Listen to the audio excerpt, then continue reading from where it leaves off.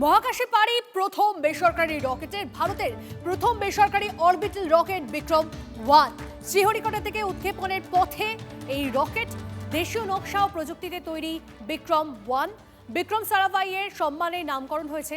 থাকছে প্রধানমন্ত্রীর হাতে লেখা পোস্টকার্ড। ঐতিহাসিক পদক্ষেপ, এক্স মাধ্যমে পোস্ট প্রধানমন্ত্রী।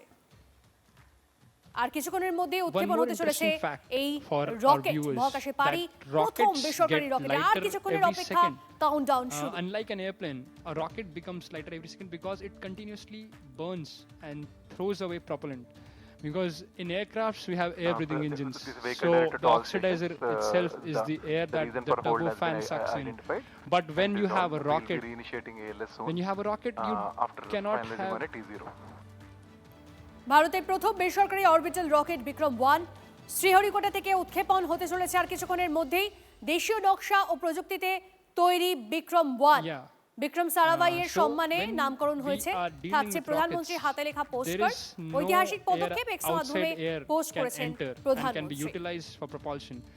So we have to carry our own bottles of oxidizers and fuel, and once the rocket is ignited and it's on its way through the entire flight, the propellant is expelled, and when the stage gets burned out. Suman আমাদের প্রতিনিধি আমাদের সঙ্গে রয়েছে। সুমনের থেকে জানবো, সুমন, মহাকাশে পাড়ি প্রথম বেসরকারি রকেটের এই বিষয়টা একটু যদি জানো, এই রকেটটার মূল গুরুদায়িত্ব কি থাকবে?